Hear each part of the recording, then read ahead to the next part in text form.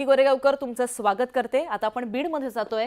राज्यात बीडमध्ये एकूण 67.80% मतदान पार पडलं। एकूण 6 मतदारसंघात 67% मतदान झालंय।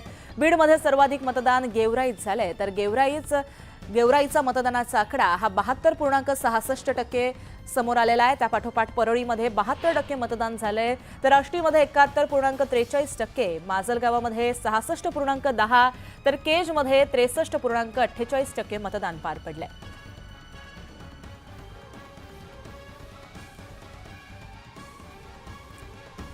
सरकार मतदान सर्वत्र झालेलं आहे आणि एकंदरीतच विविध मतदारसंघातला आकडेवारी जी आहे ही आता समोर येते। बीडमधलं सुद्धा असंच चित्र आता समोर आलेलं आहे। तर याबाबत आपण अपडेट जाणून घेतोय आमचे प्रतिनिधी राहुल झोरी यांच्याकडून। राहुल, बीडमध्ये एकंदरीतच मतदानाचं काय चित्र, कशा प्रकारची टक्केवारी समोर आली आहे? खरं तर लोकसभेपेक्षा वाढलेला मतदानाचा टक्का हा नेमकं कुणाच्या पारड्यात आपलं वजन टाकणार ही चर्चा कालपासूनच सुरू झाली। एकंदरीत बघितलं तर फक्त बीडच नाही तर एकंदरीत मराठवाड्यात ज्या पद्धतीनं लोकसभेला एक मोठा फटका सहन करावा लागला आणि त्यानंतर वाढलेलं हे मतदान अर्थातच कुठेतरी बदलाचं वारं देतंय का अशी एक शक्यता होती। मात्र खास करून बीडमध्ये ज्या पद्धतीनं अनेक मतदान केंद्रावर गोंधळ झाला, हाणामारी, राडे, तोडफोड ह्या सगळ्यांना गाजलेला बीड जिल्हा हा तसंच आपलं जे नाव आहे तसंच कायम ठेवत काल देखील अशाच पद्धतीने मतदान पार पडलं आणि त्यामुळे मतांची वाढलेली टक्केवारी ही कुठेतरी मराठा विरुद्ध ओबीसी पोलरायझेशनची एक सगळ्यात मोठी शक्यता या निमित्तानं वर्तवली जाते।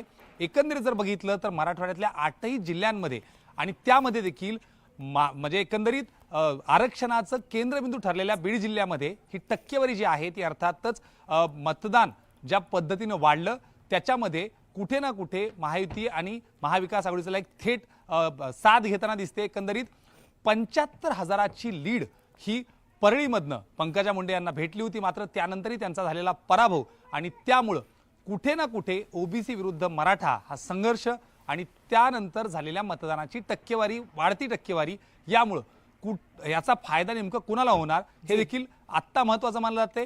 फक्त मराठवाड्यापुरतं, फक्त बीड जिल्ह्यापुरतं नाही तर त्या जिल्ह्यातनं इतर ठिकाणी त्याचे उमटलेले पडसाद आणि याच सोबत स्टार प्रचारक म्हणून पंकजा मुंडे यांचा ओबीसी नेत्या म्हणून झालेला प्रचार एकंदरीत बीडमधून ज्या पद्धतीनं 8ही जिल्ह्यांमध्ये ज्या सभा पार पडल्या, जे पोलरायझेशन पाहायला मिळालं, बीडवरून मराठवाड्याचं राजकारण या ठिकाणी बदलताना दिसलं। तर एकंदरीतच 23 तारखेला हे संपूर्ण चित्र जे आहे ते आता स्पष्ट होईल।